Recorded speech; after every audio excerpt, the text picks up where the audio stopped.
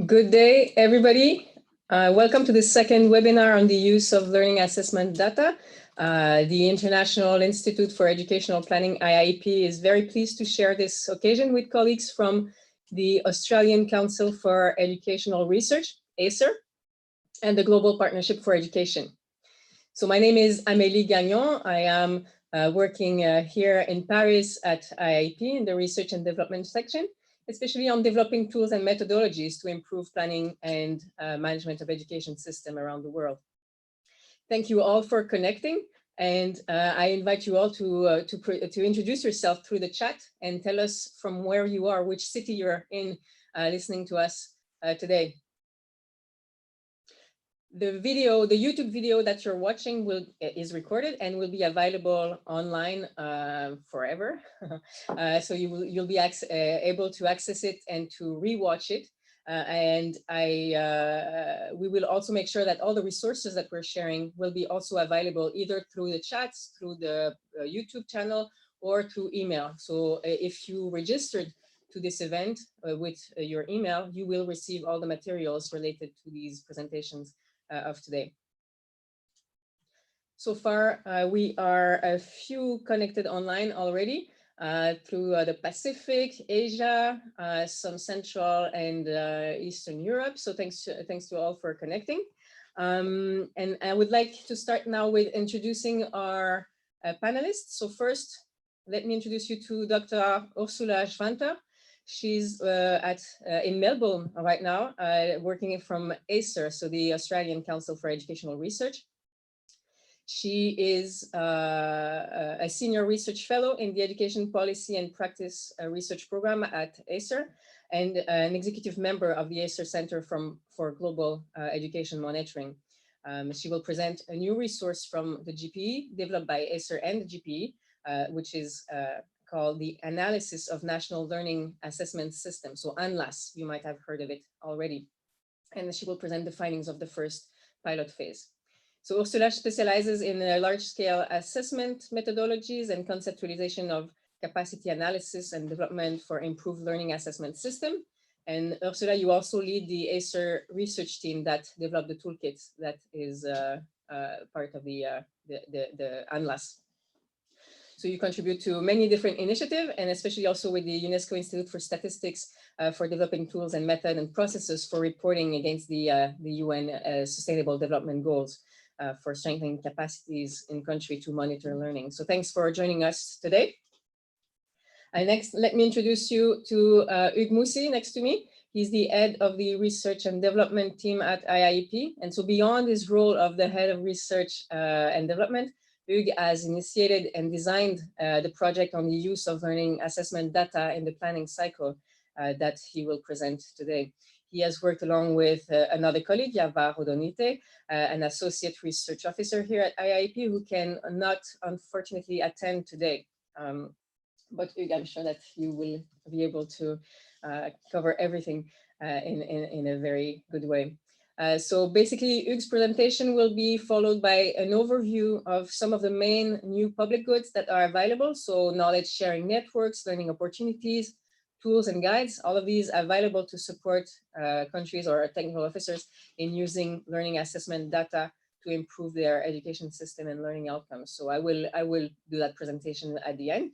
And if you can either write your question as we go on the YouTube chat, we will record them. And at the end of the presentation, we will address as many as we can. You can also continue to listen, and then at the end also you'll get a new opportunity to add and feed into more questions. All right, so I hope everybody's ready online from the Pacific to Paris, maybe from North America also. And I will pass the microphone to you, Ursula. Thank you. Thank you very much for this introduction. And hello and welcome everyone from my side to this presentation on the analysis of national learning assessment systems, ANLAS, a toolkit that can be used to analyze and improve the use of learning assessment data. It's a great pleasure for me to engage today with you about Analyst in this joint webinar of the UNESCO International Institute for Educational Planning, the Global Partnership for Education, and ACR.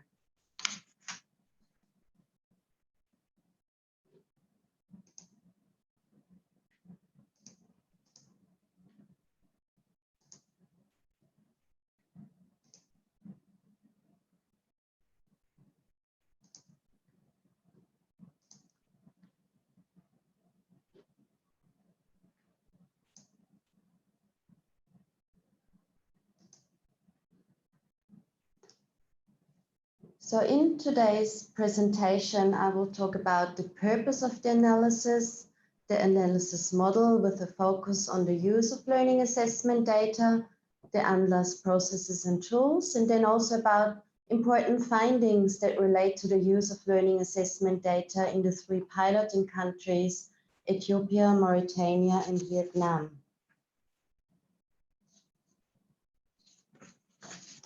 So what is Analyst? The Analysis of National Learning Assessment Systems is a resource provided by the Global Partnership of Education, the GPE, through its Assessment for Learning initiative.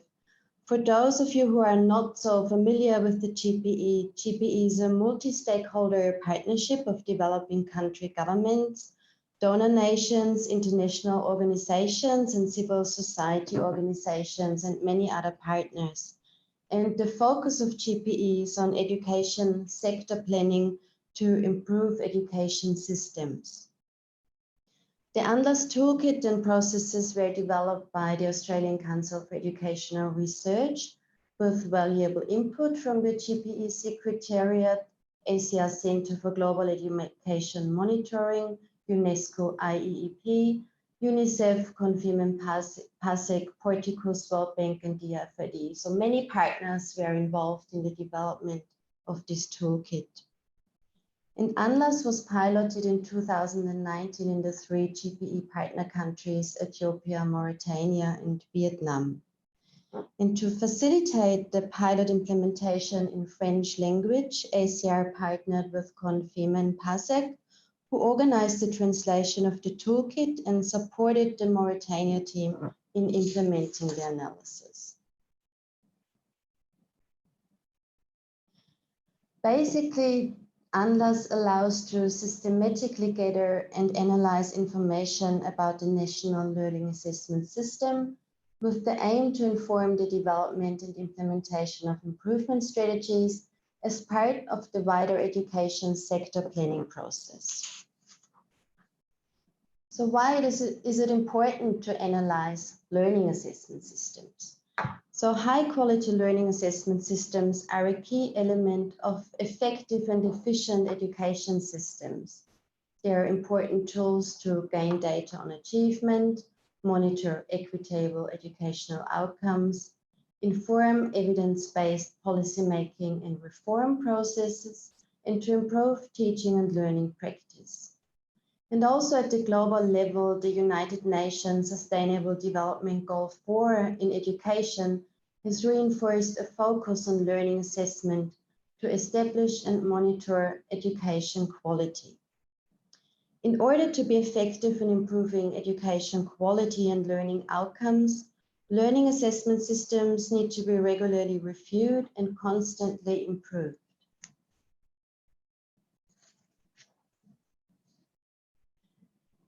In the context of the GPE, it's also important to know that countries that apply for the GPE education sector program implementation grants are required to have a system or mechanism in place to capture learning data and to monitor student learning outcomes, or at least a time-bound plan to develop such mechanisms.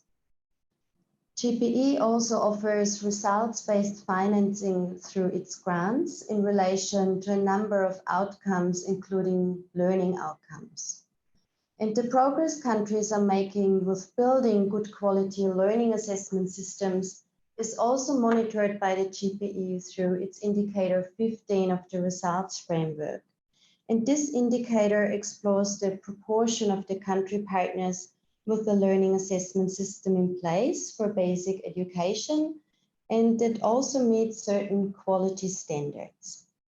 And to provide guidance for the partner countries and to support the partner countries to build and improve the national learning assessment systems, GPE launched the Assessment for Learning initiative in 2017.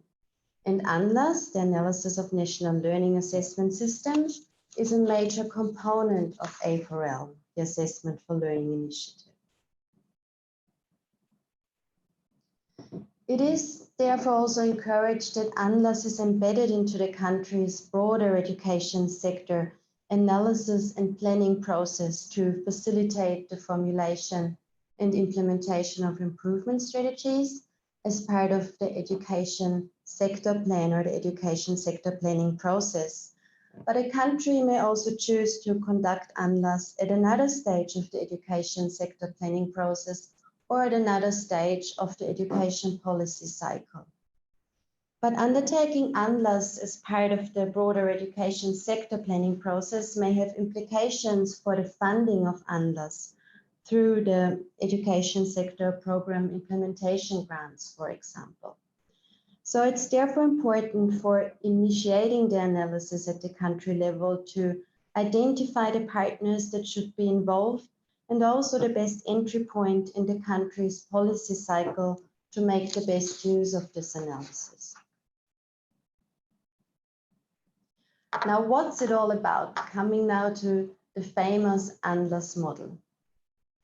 So in principle, the analysis is based on a broad definition of learning assessment systems, which are defined as a group of policies, practices, structures, organizations, and tools for generating sound and high quality data on learning and achievement that provide robust evidence for education policy and practice, with the ultimate aim to improve education quality and learning outcomes. The quality of a learning assessment system is thereby determined by the quality of each element, so the policies, the practices, and structures on the one hand, but also the linkages and interactions between them.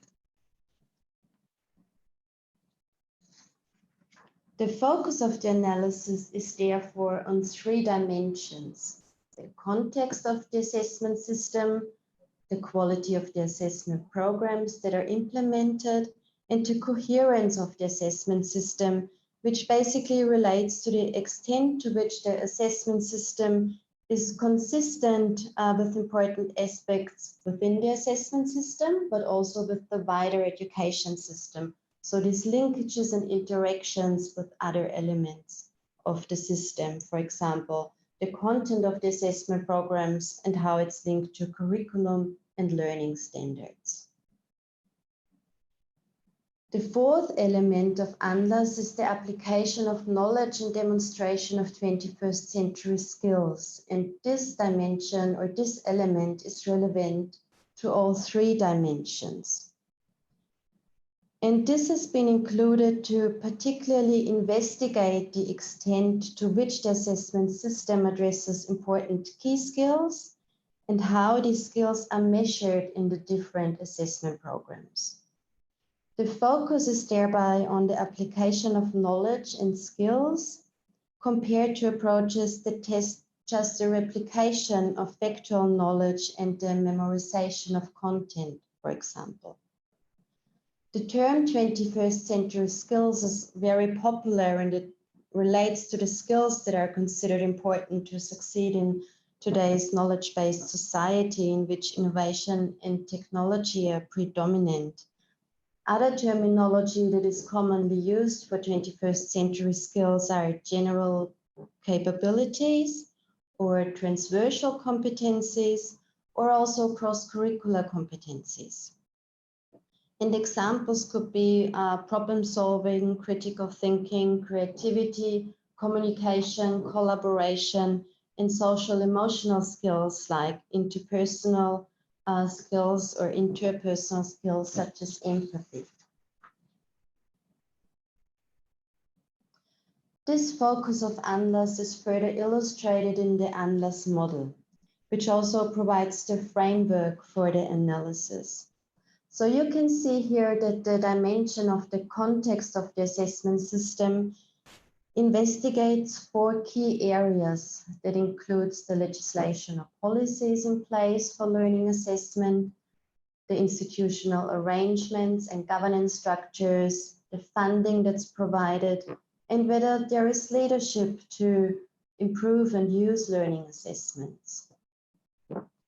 The second dimension, quality of assessment programs, covers important quality aspects of large-scale assessments, examinations, but also classroom assessment. And the third dimension of coherence of the assessment system covers also 4 key areas, which are coherence with learning standards and curriculum, the education system structure, so whether the assessment system provides relevant data at important grade levels, like grades 3, 6, and 9, for example, to measure trend, and also for important levels of the education system, like is there information about the national system and subnational structures, like regions or districts or schools down to the individual student level. The third key area under coherence is whether data respond to important education priorities. And then, of course, also how is the data from learning assessments used at the system level for evidence-based decision-making in policy. So these 3 dimensions, context, quality, and coherence, together with the cross-dimensional element of application of knowledge in 21st century skills, are integrated to favor the use of assessment data in education policy and practice, with the ultimate aim to improve learning.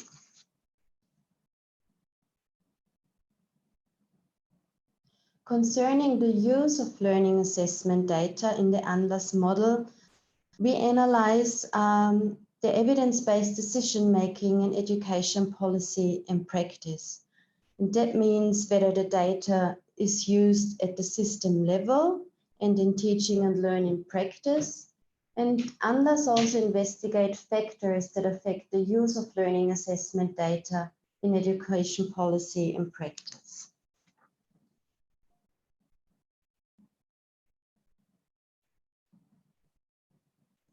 Under system-level data use, the focus lies on how assessment data is used for evidence-based policy and decision-making. So, for example, in the review and development of specific education policies or learning standards and curriculum or school development policies, for example, but also how the data is used for education planning processes or global education monitoring, such as reporting against the UN Sustainable Development Goals in education. The factors that affect the use of learning assessment data at the system level that are analyzed include the integration of assessment data into policy processes and governance structures, effective reporting and dissemination strategies, including the inclusion of the performance data in the National Education Information Management System, EMIS, the capacity in the relevant units or agency to use assessment data for evidence-based policy and decision-making, and of course, the quality of assessment programs and the quality of the data they provide to be used to inform system level. The use of data to improve teaching and learning is analyzed at the classroom level and at the school level.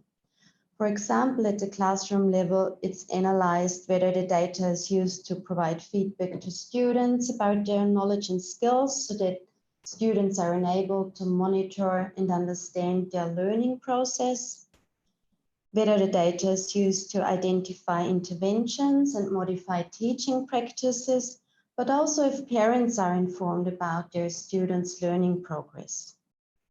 At the school level, it's investigated whether data of classroom assessment is used to develop goals and programs for school improvement, if school level results are reported to responsible government units, and if external school evaluation or school inspection is informed by the data at the classroom level. Factors that affect the use of classroom assessment data in teaching and learning that are analyzed include official guidelines or recommendations for classroom assessment, the relevance of the knowledge and skills assessed, so whether the assessments in place test the application of knowledge and the demonstration of skills, and whether these are in alignment with official learning standards or the curriculum. Then it's also investigated the availability of resources and tools to assess relevant knowledge and skills, and also if there are education and professional development programs to build the capacity of teachers and teacher trainers and school leaders to use classroom assessment effectively.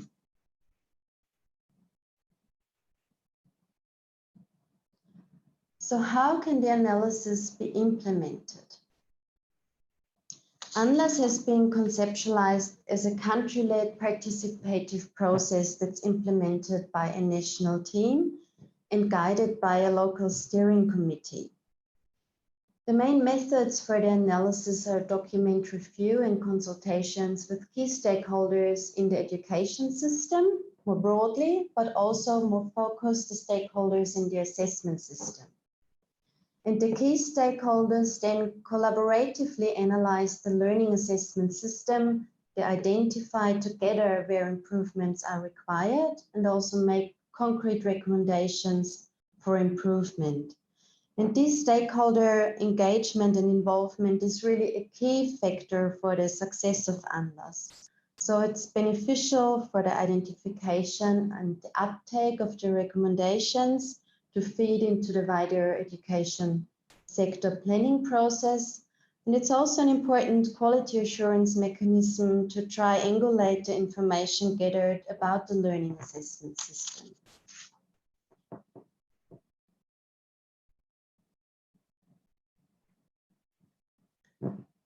Analyst can be implemented in 3 phases, so through initiation, training and planning, then the major analysis phase, but also very important, the reporting and dissemination phase in order to ensure the findings and recommendations from the analysis are used. The time required to undertake this whole process from initiation to reporting and dissemination really depends on the resources and needs of a country.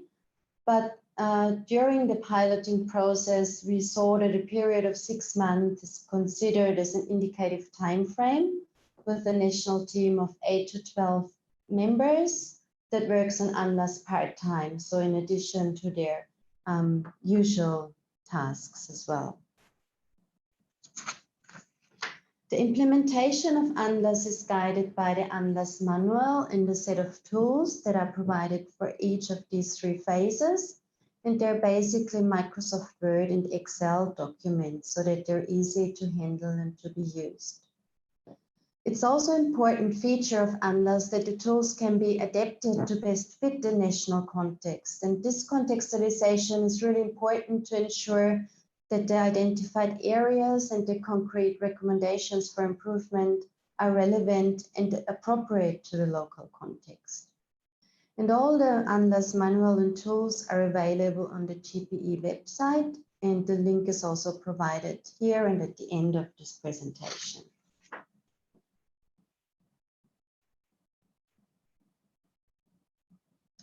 I would also like to show you a very brief example of how the Analyst dimensions that have been demonstrated in the Analyst model are actually analyzed. So with the tools, there are analytical tables provided that help with analyzing the 3 dimensions. And for each key area, for example, legislation and policy or funding, a quality objective is defined against which the key area is evaluated based on some guiding questions. And I'll show you an example in a minute. And then based on this information, aspects that require improvement can be identified and recommendations can be made about how these key areas can be improved. Let's have a quick look at an example. So this one shows the description table for the key area 4, system level data use, under the coherence dimension. And so the quality objective is provided, which indicates for system level data use that assessment data is used for evidence-based policy and decision making. So this is a very short and clear quality objective. Then the guiding questions are provided to help analyze whether actually assessment data is used and how it is used for evidence-based policy and decision making. And in investigating these guiding questions, a next step is to simply describe the situation of these key areas and also to indicate the data sources. In the next step, the consultations with the key stakeholders are conducted to evaluate the key areas for each dimension. This example again shows the evaluation table for the system level data use. And it includes the evaluation categories. There are 3 categories altogether. It's straightforward, so the 3 categories are achieved, which means there are currently no improvements needed, or the quality objective is rated partly achieved, which means that improvements can be made, or it is not achieved, which means that improvements are required. There is also space in this table then to indicate which, based on the guiding questions that have been provided, which are the aspects that require improvement, and based on these aspects also to document the kind of recommendations that are made to actually make improvements.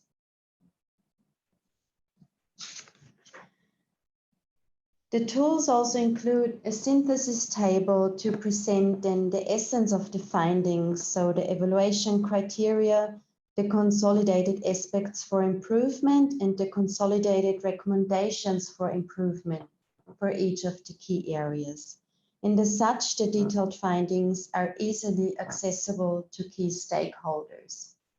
And providing these aspects for improvement together with the recommendations is a real essential feature as well in order to provide a rationale for the recommendations that are made.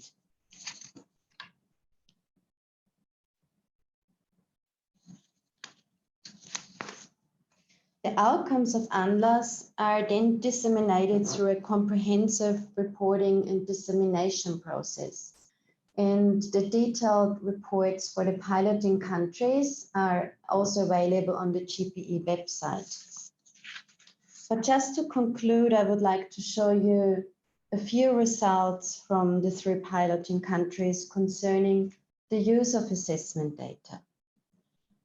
So this is an overview of the outcomes for Ethiopia, Vietnam, and Mauritania for the capacity to use assessment data. So you can see that both Ethiopia and Vietnam rated this key area as partly achieved, and Mauritania indicated not achieved. But all 3 countries identified very similar aspects that need improvement. And in general, this is a lack of capacity of relevant stakeholders to analyze, interpret, and use learning assessment data. And the 3 countries also made very similar recommendations, for example, to undertake further capacity needs analysis, to better understand the needs of the key stakeholders in using assessment data, to provide capacity building and professional training to relevant stakeholders for system level data use, specific budget to support this, but also to develop guidelines for relevant units to more effectively use the findings from learning assessment programs. A second example is about the use of classroom assessment data to improve teaching and learning. And here, all 3 piloting countries say partly achieved, And they basically noted a lack of teachers' capacity to use classroom data in their teaching practice. And the recommendation for improvement was to build teacher capacity in analyzing and using classroom assessment, which involves training for school leaders, relevant staff, and local education authorities. Concerning the use of assessment data for evidence-based decision-making in education policy and practice, the 3 piloting countries reported a limited use of the data overall, the lack of timely or any dissemination of assessment results to stakeholders, the limited use of the education information system to report results of different assessment programs, and limited budget for reporting and dissemination activities, but also a lack of accountability for the findings. The recommendations for improvement included the development of a dissemination strategy, including the identification of different stakeholders, both within and outside the school sector, to be better informed about the results, to include data from relevant assessment programs into EMIS, to increase the budget for reporting and dissemination, and to strengthen the skills of different ministry units to be able to better use the data from assessment programs for evidence-based education policy. If you would like to know more about Analyst, as I said, all the tools and the manual are available on the GPE website, and you can also contact GPE or ACR directly. Thank you very much.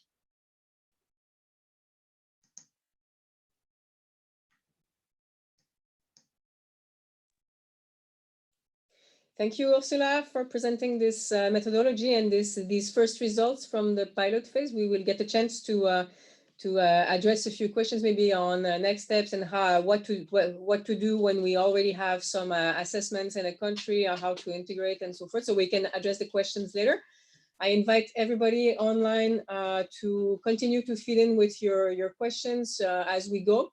And we will answer these once we have finished with the presentation. So now I will turn to Hugues, who will present the project, the research that he is leading here at IIEP, looking really at how do planners and managers use results of learning assessment, the data to actually make improvements in the planning and management of the education system. So thanks, Hugues. Back to you. Thank you, Emily. Thank you, Ursula. Thank you very much for your presentation, which I think is very complementary to what we've done and the work that we have done. The project, the research project that we have developed here at IEP is on a smaller scale. It's really a qualitative approach to better understand actual practices, as you see on the title, and actors' dynamics.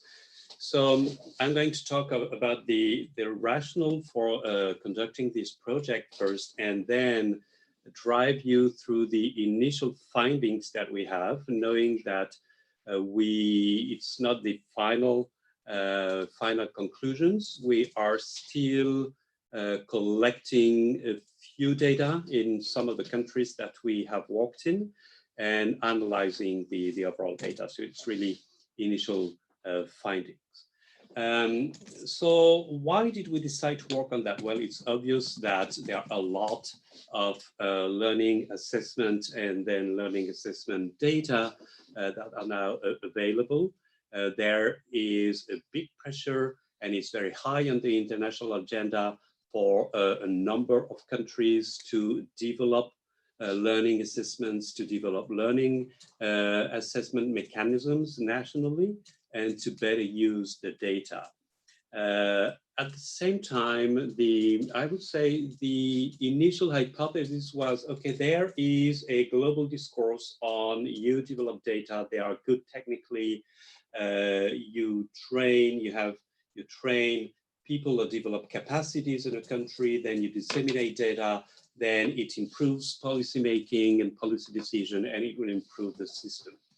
But this global discourse, which seems to be very mechanical and linear, apparently didn't work that well in a number of countries, and actually in a number of the countries that we work with and in. So we really wanted to have this qualitative approach to see what are the actual practices, but also what is the actors dynamic, and how does all this linear process really work? What are the disruptions between different stages, but also different actors, from the production of learning assessments to policy decision and policy making around learning assessments. So we developed a review of the literature and found out a number of lessons. Of course, we know that more and more learning data are being collected, but they are not necessarily used, and it hasn't increased their use in policy and especially in planning. The use of learning data has not been studied that much in the planning cycle per se, as we define it, particularly at IEP.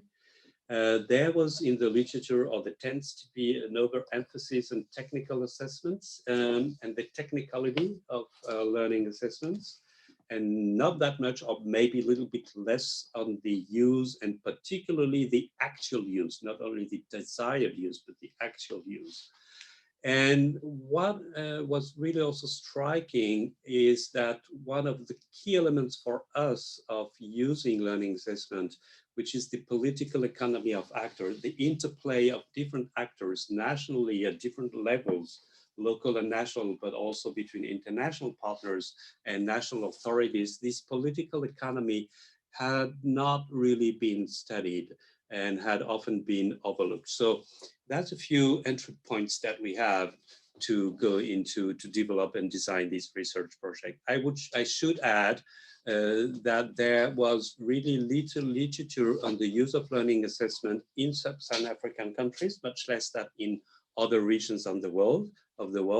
And Africa, and particularly sub-Saharan Africa, is a geographical focus of UNESCO at large and IEP. So it was also very important for us to better know how a lot of our country partners actually use learning assessment and learning assessment data.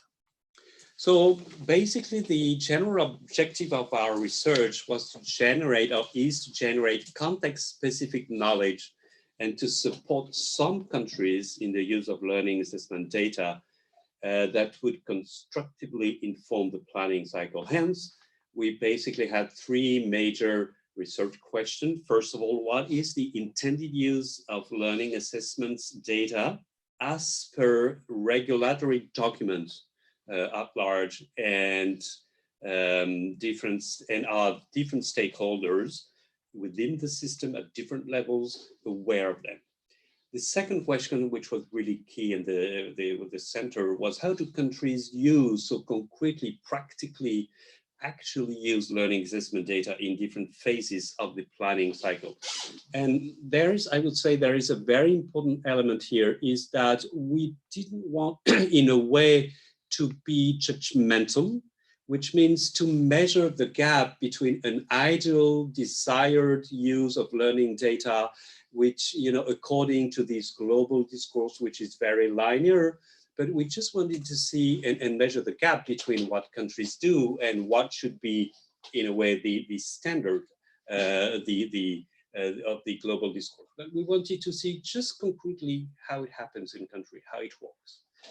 And this third point, which was really the part that we wanted to insist on, this more political economy aspect of our research, was what factors lead to the observed use of data, and more particularly the interplay of a number of actors that participate in a way or another in the learning assessment production and use.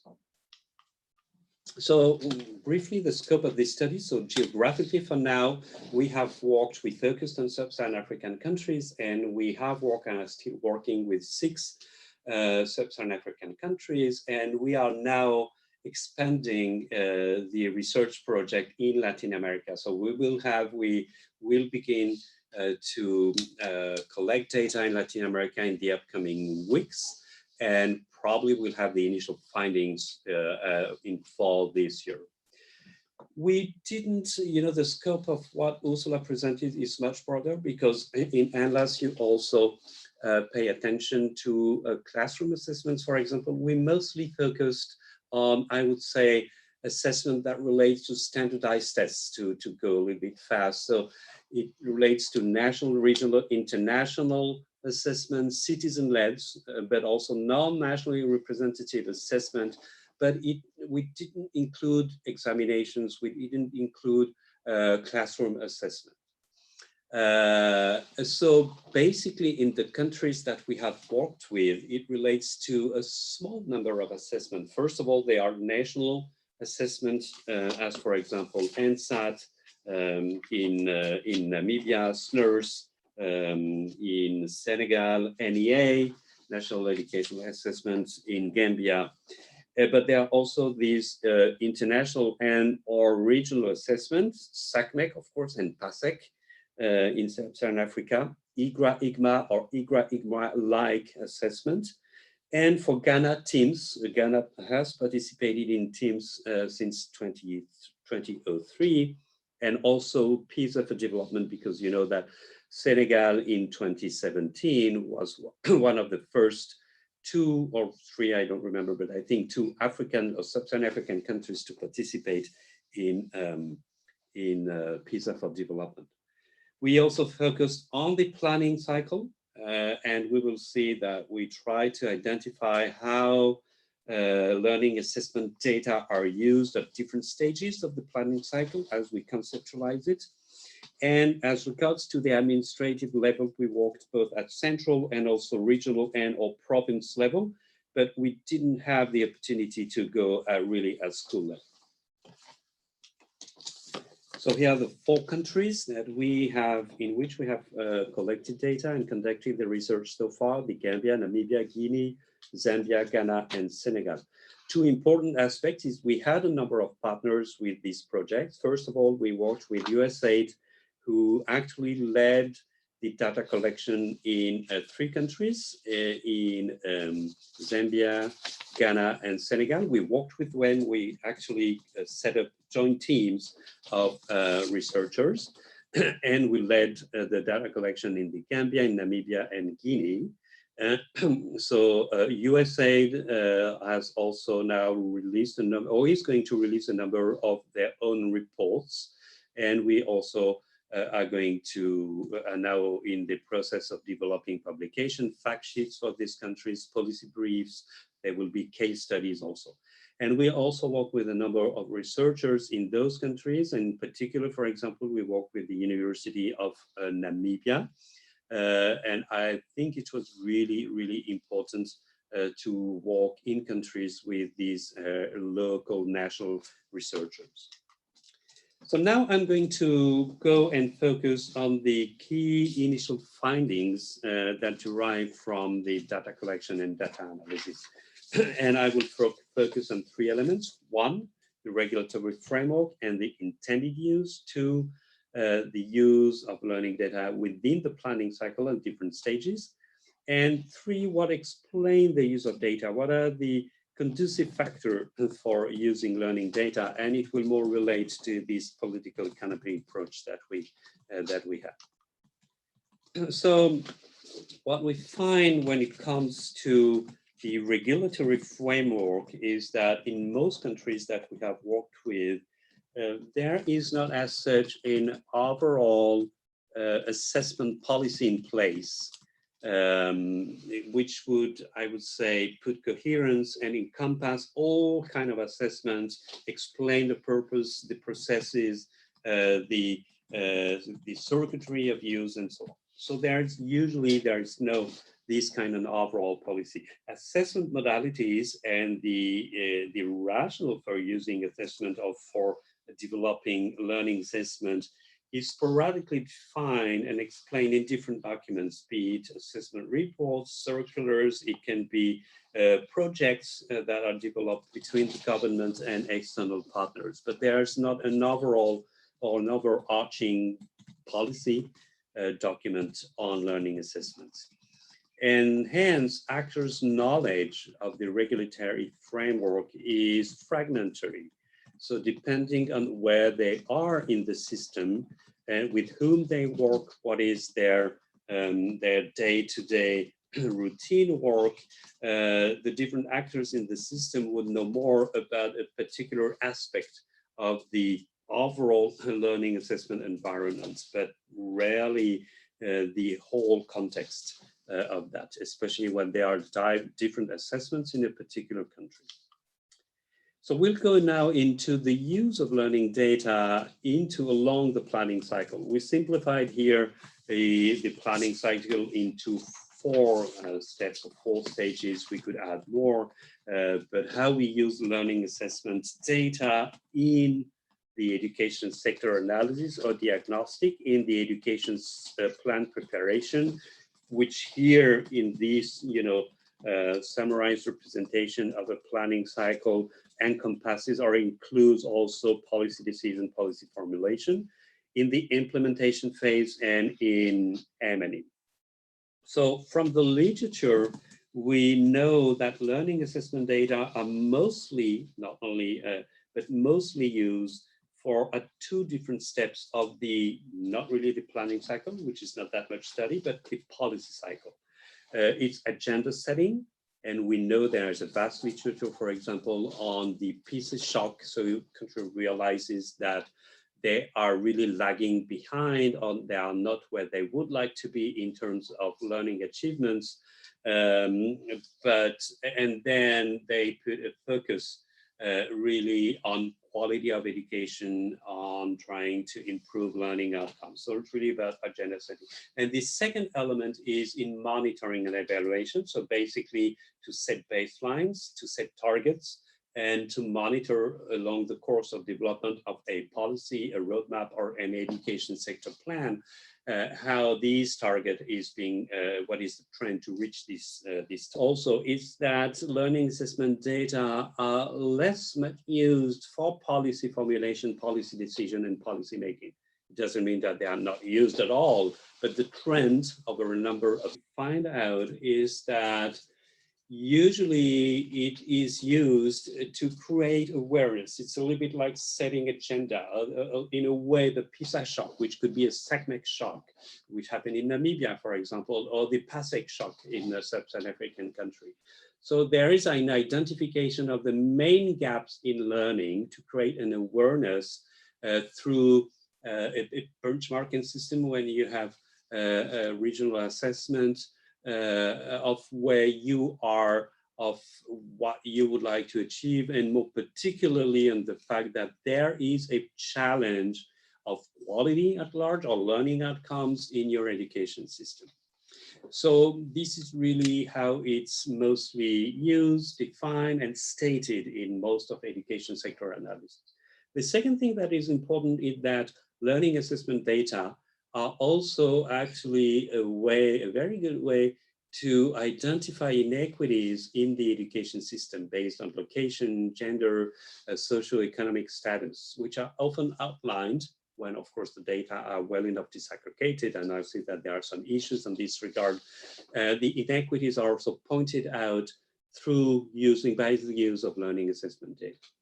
But actually what is also striking when you look at the education sector analysis and also how they are developed, is that there is no systematic variable analysis. So it's mostly, I would say, and maybe exaggerate a little bit, but a descriptive use of where you stand, what is the level, a little bit of the dispersion and the inequities within the system, but really not that much of a using the full potential of how learning assessment data can be used, especially when there are background questionnaires to identify what factors seem to be the most influential into the challenges as regard to the challenges that you have identified, to the low level of learning outcomes that you have identified, be it in your on average in the overall system, but also for a number of populations. However, it's not always the case, of course, and there are a few exceptions, especially, for example, if you look at the education sector analysis, the status report from 2011 in Gambia, where there was more of a focus on what kind of policies. So it means that the influential factors that could explain the level of learning outcomes have also been analyzed and thought through, so that in the education sector analysis itself, a few policy hints, a few policy pathways are presented here. So we could say in a way that these exceptions that we have found out are also maybe good practices that could be exemplified. How does it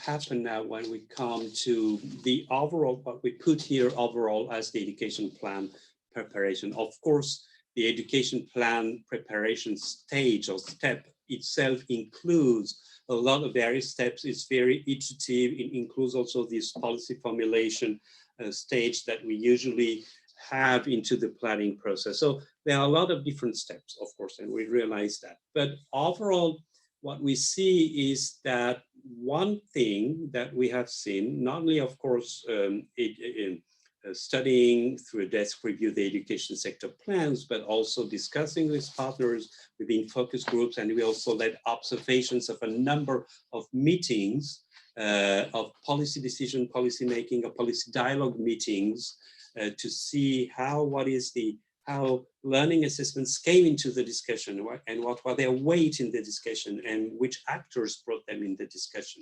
So what we see overall through all of these data that were collected is that it's difficult to estimate the link between the analysis of learning outcomes and specific ESP policy strategies. So in a way, we sometimes see in an ESA that there is an identification that the main challenge is the level of learning outcome, the dispersion and the inequities. And then there are policies in the ESP that might be in a way, might have been built on the basis of the use of learning assessment data, but it's not clear whether in the meetings, in observation, or how it's stated in an ESP, it's not clear how both are connected. So in a way, we could say that the results chain of the rationality of developing how far it is linked with the learning assessment data, but also how deeply it is related to the evidence brought by learning assessment and learning assessment data. Especially in terms of how the curricular reforms, which include the reforms in manual, but also in teacher professional development. So maybe it is also the specificity of IGRA that seems to link to lead to a more direct, more argumented use in terms of policy decision. So that's a number, we've seen that a lot in the countries that we have worked with. And now, of course, there is also what I would call the circularity of the learning assessment sphere overall. So it's high on the education, global education agenda. It's high on the agenda of a lot of countries. There is a strong political push. And what we see is that the results of learning assessment will lead into a policy or a plan or a part of the education sector plan to improve learning assessment. So there is this kind of circularity. Of course, the idea is that improving learning assessment will lead to improved or to better policy decision and then to better learning outcomes. But I also see that in terms of a little bit of circularity. You know, the discourse on learning assessment leads to improving learning assessment, which leads to plans to improve learning assessment. And that's maybe a little bit circular. That's a question we could raise. There's also an economy, but also a market of learning assessment, and we'd better be aware of that. Use of learning assessment in the implementation. So here are just a few aspects. In certain cases, learning data are used by regions and schools to inform management at their level. It's especially and particularly the case in countries that have developed, that have their own national education system, which are almost all the countries in which we've worked, and that really are helpful in a way and are well disseminated up to the school level. So it's the case particularly in Namibia and in Gambia, where schools would use learning assessments to develop their own professional needs for for professional development of teachers, but also specific, very grassroots remedial action in particular topic subjects of disciplines, where students have been identified as a little bit lagging behind or below the threshold that is desired. And then there are in some cases a very strong, I would say, day-to-day, so to say, use at school level, at grassroots level. However, parents, we haven't actually had the chance to interview parents, but there were a lot of discussions with the stakeholders that we interviewed on how far it goes really at school level and at community level, it being the results of learning assessment and the awareness, the knowledge of learning assessment data. And parents are often very poorly informed on their results of learning assessment. However, here again, there can be exceptions. For example, once again, in the Gambia, and I'm sorry because you cannot see the detail here, but Gambia develops scorecards for different schools. And what you see on the right-hand side at some point, you don't really see it, is that on this, so there are different elements, typical of scorecards on characteristics of the schools, descriptive characteristics, the number of teachers, students, etc. And on the right-hand side, where you see, for example, red crosses, that would be the results in the national assessment test, national standardized assessment, national assessment test. Sorry, I'm confused with Namibia. And it's interesting also that below you will have the results to examination. So you have the results of this national standardized test, and you have the results of examination. So it's here, once again, a little bit of a dissection in the 6 countries that we have worked in and with, and maybe something that could be highlighted as a good practice.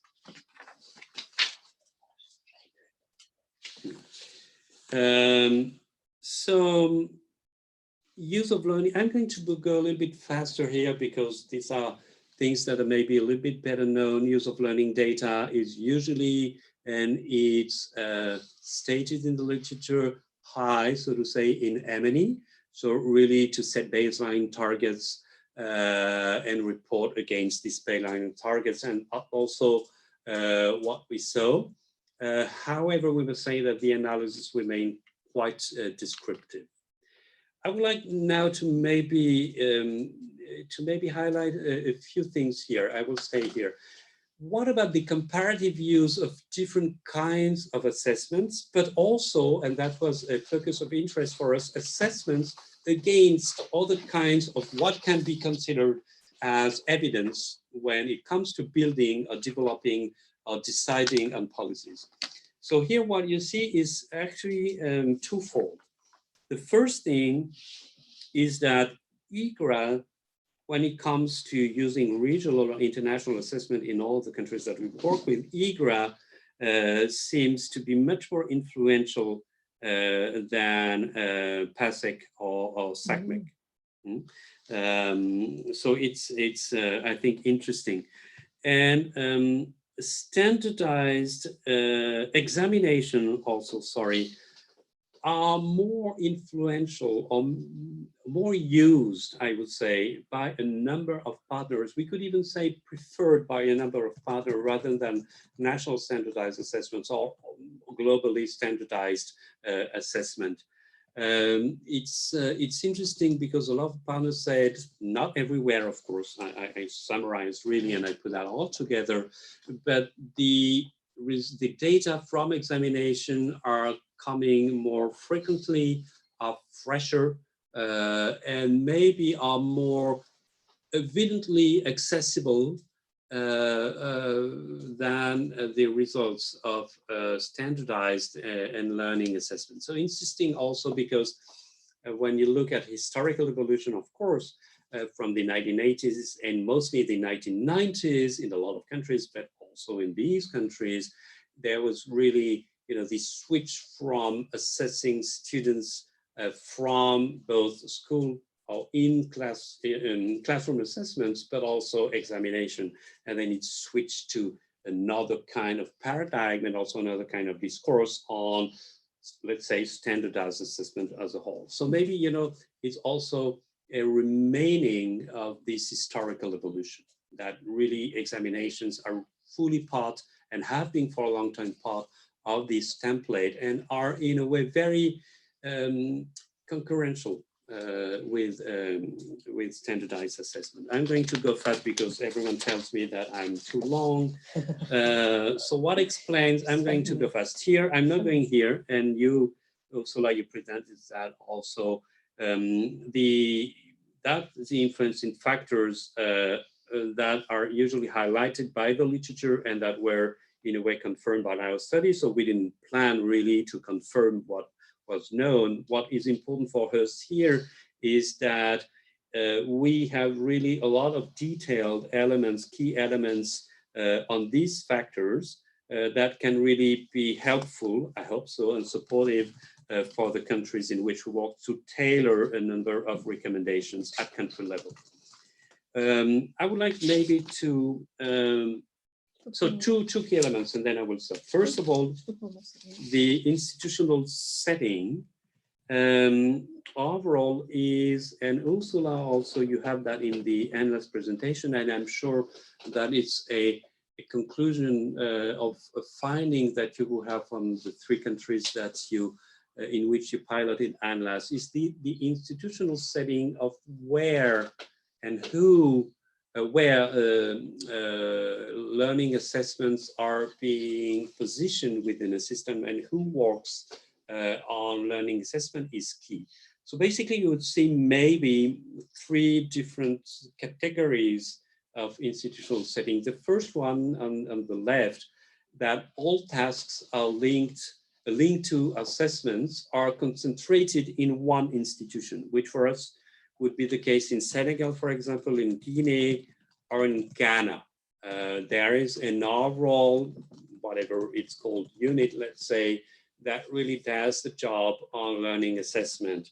And then there is a risk of isolation, so that it's being done on a particular level of the overall architecture of the system, but because the team, the staff does it all, it doesn't circulate very well in the system. And then the data produced are not, I would say, very commonly or very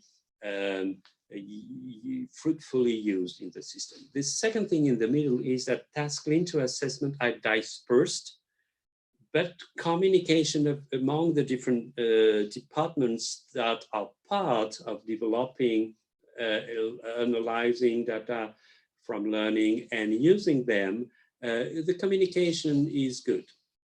So that's typically what you would have in the Gambia, for example, where you have different units, different staff working on a learning assessment from the design to the policy decision based on them. And actually the circulation of the communication is quite interesting and is quite good. And so it works quite well. The overall process, which is the line of action between early design to late and fruitful use of is working quite well. And then you have a third category that probably we could say Namibia falls into, where tasks linked to assessment are dispersed to, as in the Gambia, but the communication among the different departments at central level and among different level is not optimal. And then you kind of lose, a little bit of the potential fruitful use of learning assessment within both the institutional framing and setting and the circuitry of communicating and the data for the best possible use of data. One of the other findings that we have is that there is, and you will see it in the main circle here, what we found out is that there is a very limited variable and analysis, of the variable of data. So in a way, the analysis is not rich enough to really provide tailored, granular enough policy options or identification of factors that can explain the results and the dispersion of results and then lead to potential policy options. So it's really something that is striking. In some cases, of course, you don't have background questionnaires, so it's the nature of the assessment itself, which in a way limits the potential use. But even when you have that, the different variables are not really analyzed. The second aspect is that in a number of situations, really not most of them, that would be the case in Ghana, for example, there is an inadequate disaggregation of information. For example, in Ghana, the data are not disaggregated at district level. So of course, it can also be an impediment to use in terms, for example, of equitable allocation of resources or fruitful allocation of resources when it comes to readjust or to give more to those who need more in terms of quality of education. And the third point is that very often the analysis of learning data does not go up to the point where there are actionable recommendations, as we saw them, for example, you remember in the ESA for the Gambia. So it's mostly, I would say, descriptive. There's not that much of an analysis and cross-use of different information. It's in one particular case not enough disaggregated and doesn't go to the point where there would be actionable policy options that are presented and that will feed into the policy dialogue. Dissemination is key, of course, in using, and it's very often a matter of timeliness, how frequently and when also data are available. I'm going to go faster. There are a lot of issues of capacities too. More training is clearly needed on the preparation of materials. Training of at all, I would say, in all the chain of from production to using of learning assessment data, but not only developing technical capacities, so to say, for example, statistical capacity, but also training the users on what it means, what are the potentialities of education, of learning assessment data, what are the limitations of learning assessment data, what we should not expect from learning assessment data also is key. We found out that there is a high turnover in staff in assessment teams, which also is an issue. I would like now to come, and I will just present this slide on the more political economy factors between national stakeholders and actors and international stakeholders and actors. So there is, once again, learning assessment data are high on the international agenda. There is a lot of pressure on countries and national authorities to develop, strengthen, use a number of learning assessments and learning assessment data. And I would say that based on a number of factors or characteristics that you will find on the right-hand side of this slide, political leadership, how willing a country is to develop their, especially national assessment system and to make it strong, the institutionalization of assessment into ministry operation, so which leads also to the architecture of where, who develops, where are developed and used and analyzed the learning assessment data and who uses them and with whom and how it circulates. And of course, we just talked about it, the national capacities. you will find in a way maybe two categories. In some countries, there is a strong political will. There has been really a focus on developing national capacity, a stronger institutional framework. So you will find national systems that have developed over time, maybe a little bit slower and deeper, and that are, becoming really part of the landscape, including up to school level, and that are potentially better, even if you want not a bit judgmental, or more fruitfully used.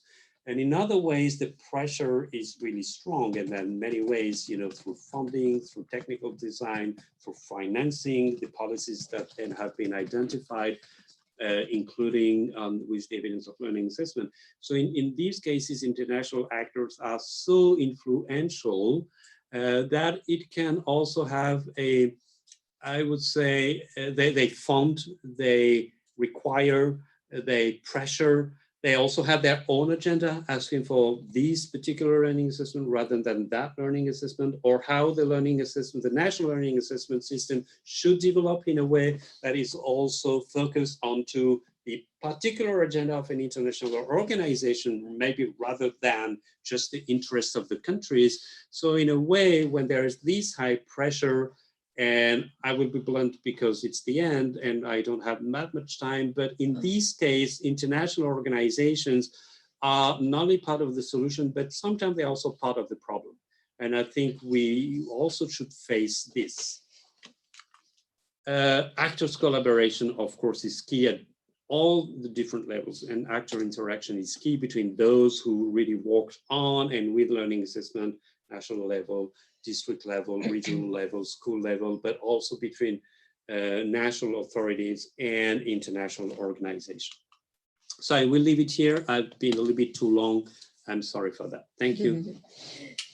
Thank you, Hugues, for this presentation. Very detailed, but very interesting. I think what I suggest for the rest of the time that we have together is to go through a few questions, because there are really good insights online. And then I will close with presenting quickly a few of the tools. But just to start off with George's question in the Philippines, yes, the tools, Analyst tools, Ursula, you mentioned that they were available for the public on the GP website.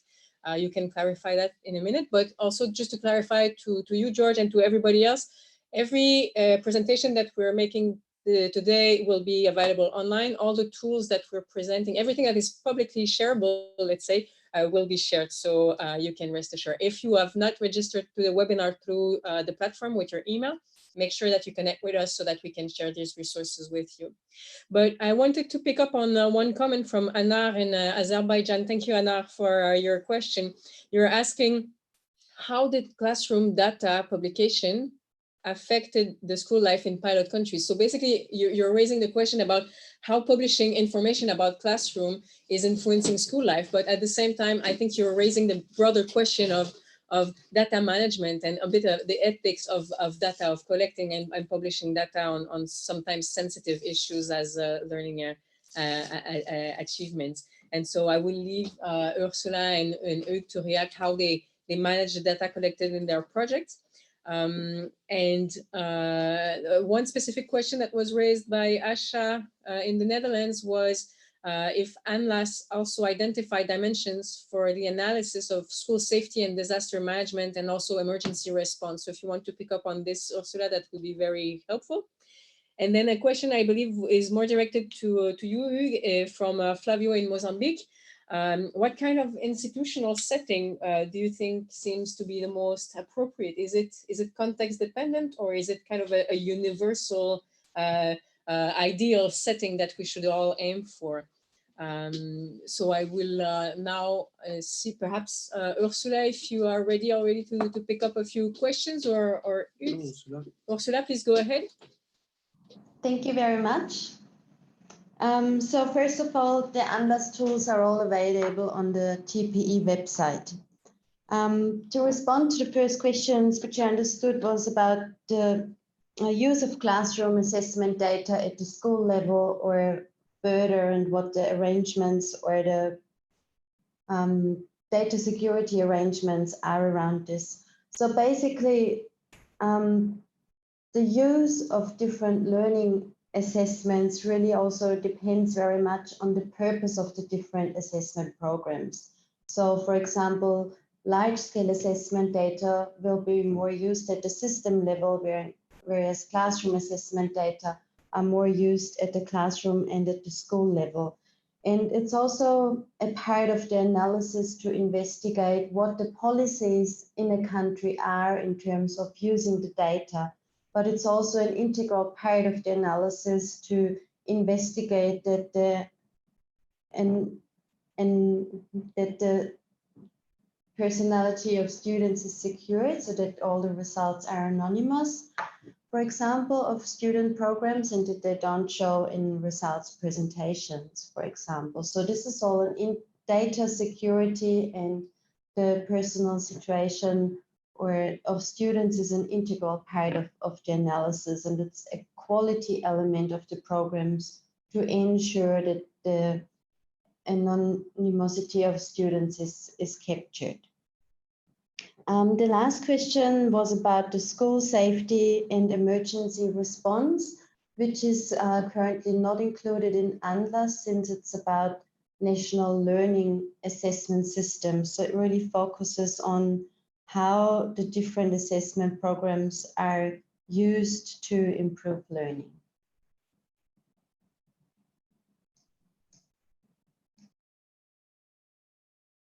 Thank you, Ursula. Would you like to pick up on a few questions? Yeah, I will pick up mostly on Flavio's question from Mozambique. Thank you, Flavio. I would really say that I would be very reluctant to have any kind of preconceived idea of of any sort on a learning assessment and the use of learning assessment data. And when I say any sort is what kind of assessment you would need, how far you want to develop them, how you want to include that, what is the setting in, and so on. I believe that learning assessment and then developing a national learning assessment system is really important because it provides decision makers, but also the overall educational community with proxies on where we are, and also what is the trend, what is the evolution in learning outcomes. But really, the setting should be tailored to the country context and situation.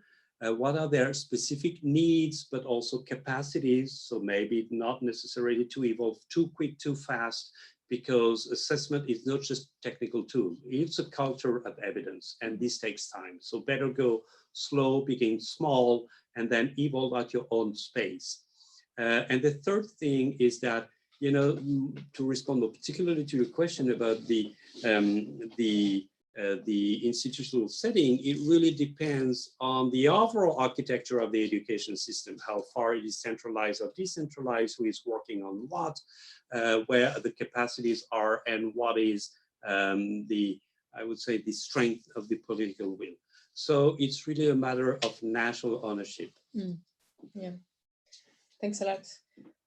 So I see that we've raised a few of the questions. There was a question about from Davi in Nepal about, you know, when there are different types of assessment already existing in the country, how to kind of integrate everything together. But I think you touched upon this in your presentation a bit with the EGHA and the different. Yeah. One of the things, because I wanted to go fast at the end, is that when I presented this slide with, you know, a little bit of the balance, one of the other things that was striking, and I'm wondering, Ursula, whether you have that in your pilot countries, is that when there are multiple assessments, usually in the countries we work with, there is a national assessment, and there are a number, usually two of them, of international regional assessments, SACMEC, EGRA, for example. What we found out is that different teams, most of the time, are involved with different assessments. So there are different circuitry for communication, and the possible use and the best potential use of these different assessments, which cannot be used in the same way, is very weak. There is usually no coherent thinking about how we're going to use these ones differently, and to put coherence between the different results that there is. All right. Ursula, would you like to provide the final comments on this issue? Yes, thank you. In principle, it was really interesting to see that both studies, so Analyst, which is a self-evaluation tool for countries to analyze their national learning assessment system, and the IEP's research study on how learning assessment data is used in the education planning process, and both came to really very similar outcomes as well. And I just noted also that, so whereas Analyst is a self-evaluation tool where each country looks at their different assessment programs that they have implemented, and for each they look at the purpose and how they can make better use of the results the programs provide, and also how they can improve the quality of each of the programs so that they provide more reliable data that are then to be used, for example. Mm-hmm. But the IEP research study, on the other hand, really enables to compare countries as well with each other. Mm-hmm. So this is a positive outcome of the IEP study as well, I would say. What I also think is that the findings are very similar about communication, for example, institutional settings that you found. So communication between the different actors, and I think you also related to the actors' collaboration, which needs to be established and needs to be continued and improved. And then also the findings that you showed about the analysis of the assessment data itself, that they might not be disaggregated enough in order to be used, they might not be rigorous enough, or also the issue with non-actionable recommendations as well. So this was also found in the piloting countries of Analyst as well. All right. Thank you, Ursula, for these comments, and Hugues. Now to close the webinar, I will present to you a few recent resources, recent or less recent, but that are still very accurate and interesting. So basically a quick overview of some of the global public goods that exist on learning assessment, either data-wise or analysis or reports that you will be able to consult using different websites. So basically we've been focusing mostly on UNESCO, UNESCO institutes, UNESCO country offices or regional offices, but also we'll present a few tools or a few resources from partners such as Acer and the World Bank and others.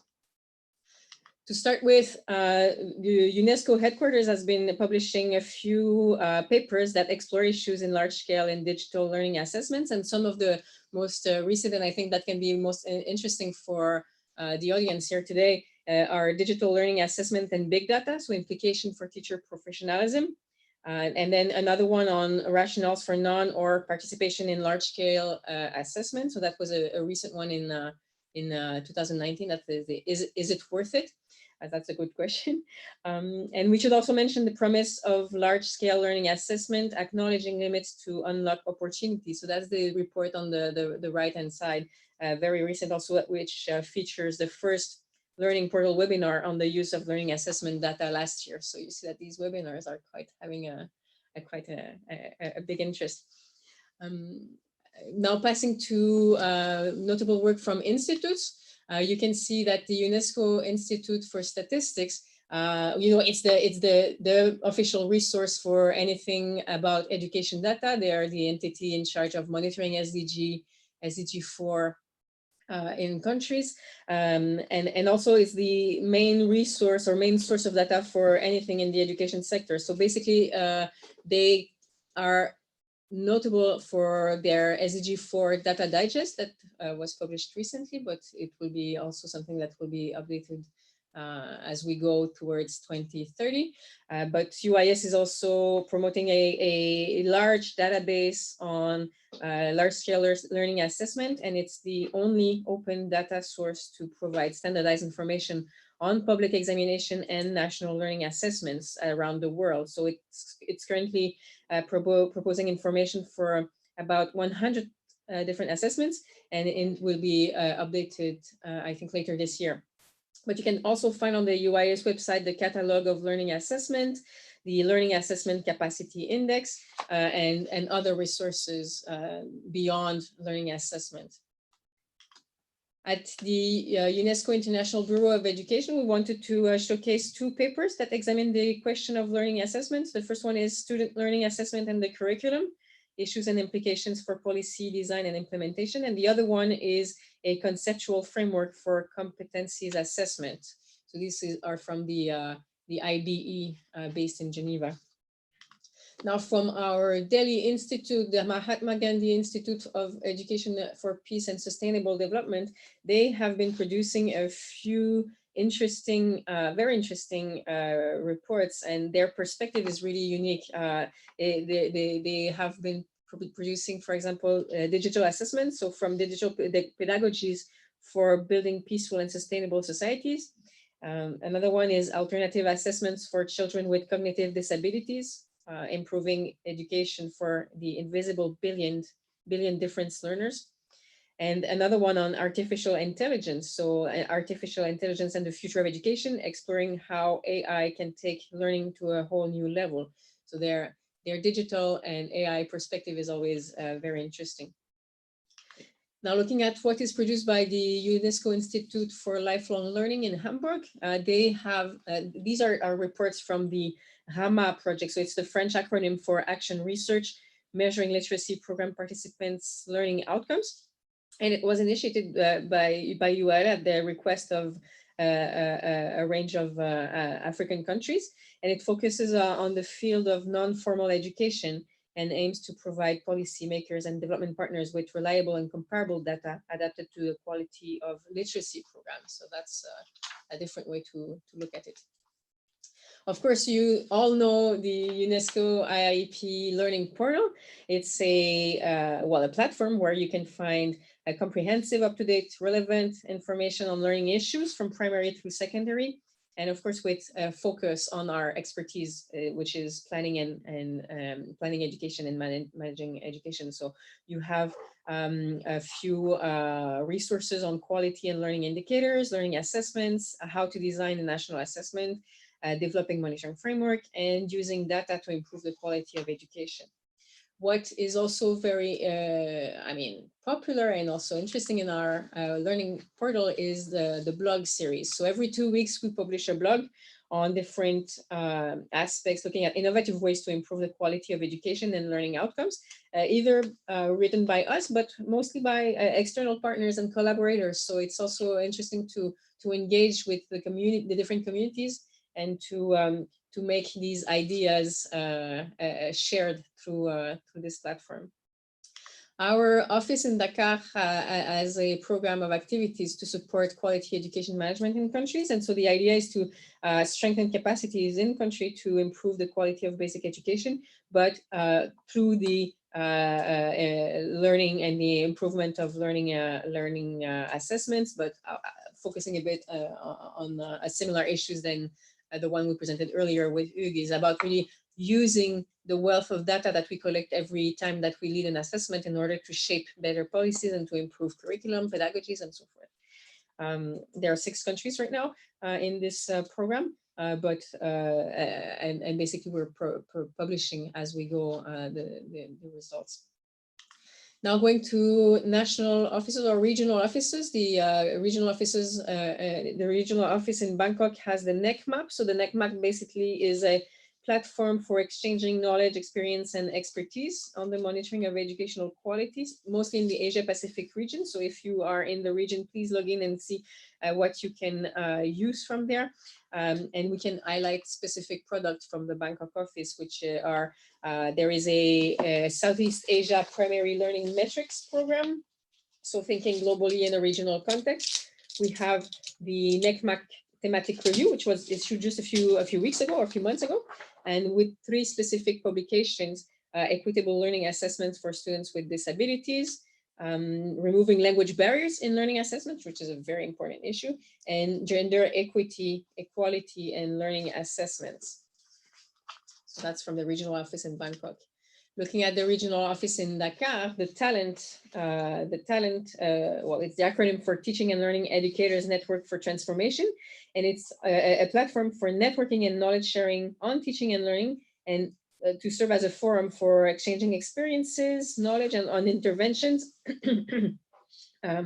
promoting research and knowledge generation on these issues to inform policy change, and also capacity development as the need arises. And so for now, it's working, the talent is working on a mapping study of learning assessments in Sub-Saharan Africa. And it should be released in April this year in 3 languages, so French, English, and Portuguese. Looking at the regional office in Santiago, of course, you might all know the YESE, the Spanish acronym for Latin American Laboratory for Assessment of the Quality of Education. And it's an extremely large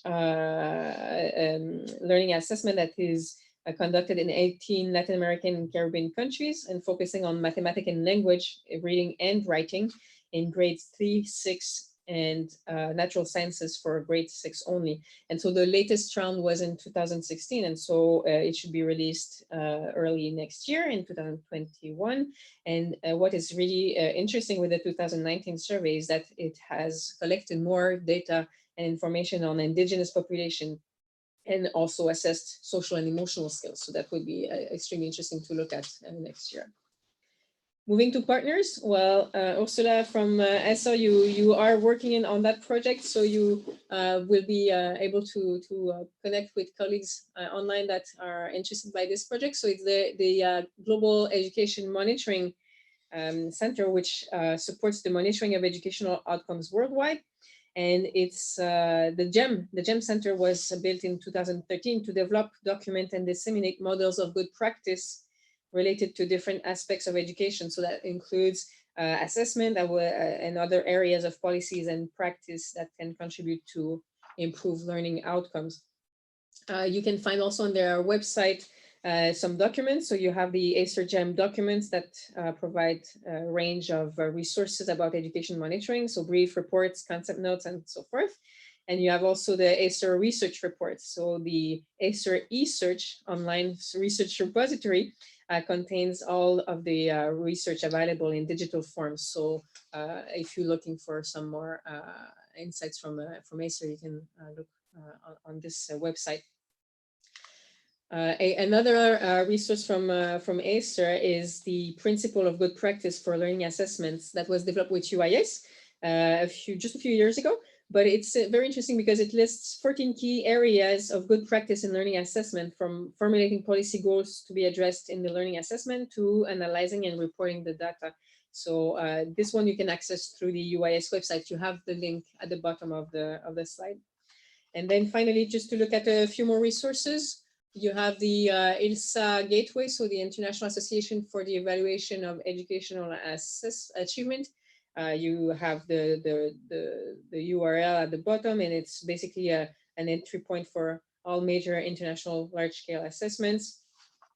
You can find on the platform also a lot of their resources and papers and research that they have been publishing, and the database is updated quite frequently, so you can always stop by to see what's new. And then quickly, the World Bank, they have been publishing a series of 5-volume on national assessments of educational achievement series. And so guidance to build national assessment system, developing tests and questionnaires and so forth. But the added value is really that it's available in many, many languages, so including Arabic and Russian and Spanish, as well as English, Portuguese, and French. So that's also interesting. And finally, to conclude, one MOOC, so one e-learning course on student learning assessment that you can access through the World Bank website. So you'll see that the URL is at the bottom, and you can access this quite easily. Now, this ends the presentation on the few global goods that we wanted to show you. So we thank colleagues that contributed to sharing their tools and their inputs. And for the rest of us, I want to go back to the chat to see if we are missing any questions or any burning issue. But for now, I think I can thank you all again for joining us. Ursula in Melbourne, thank you so much for being here today. Hugues, thanks for joining us in our Parisian office. And everybody online from Fiji to London to Kenya to the Philippines, Hong Kong. Thank you all for joining. Don't forget to wash your hands and to sneeze in your elbow. Stay safe, everybody, and thanks for joining us. And we'll be in touch either through the YouTube chat, either through email. And if we are missing your contact, reach out either on Twitter, Facebook, or any of our platforms, and we'll be able to connect and share more information. So thanks you all for joining, and see you next time.